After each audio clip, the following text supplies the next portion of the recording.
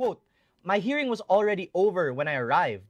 I was very busy last night. I was just playing games with my computer." End quote. Sabi niya, busy daw. Gamer life over government life, I guess?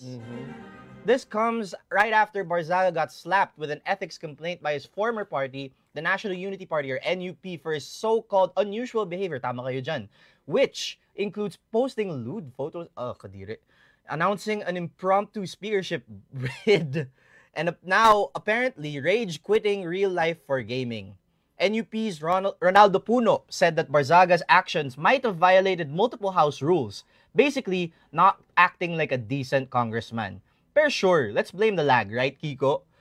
Maybe next time, attend ka na before pressing start game. Ang weird nito. Sobrang, like, pero you know what?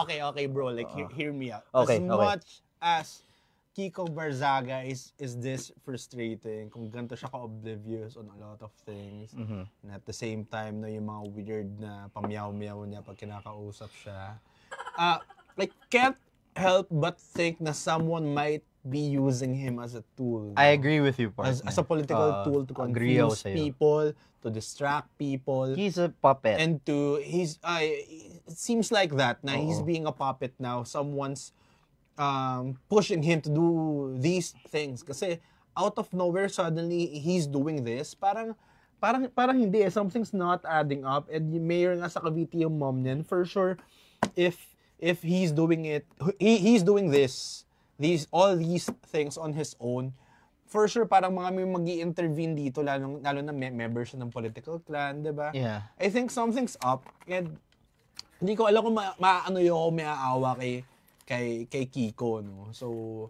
this is just crazy. Pero, eto, yung sinabi niya na, di ako nakatig ng ethics hearing ko kasi busy ako kagabi. Tapos tinanong ng reporter, ba't ano ka nabibisihan mo? Kong, no? Although, hindi ko alam kung sarcastic lang siya sa sinabi niya nag-games siya. Kasi everyone saw na andun siya sa Forbes. Oo nga eh. He was in the Forbes rally. Diba? Andun siya sa rally. And for sure, after, hindi naman diretso uwi, mag-games ako. Parang, that's very absurd.